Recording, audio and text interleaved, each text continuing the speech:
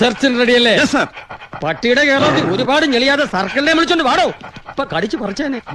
എന്റെ മോള് വിധവയാവല്ലോ എന്ന് വിചാരിച്ചാ, അല്ലെങ്കിൽ എന്നെ അവനെ ബോംബെറിഞ്ഞ് കൊന്നേനെ.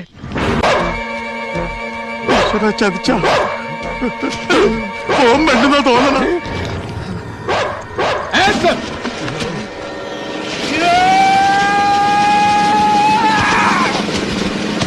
അയ്യോ ഓടരുത്, ഓടത്തില്ല. വെടിവെക്കരുത്.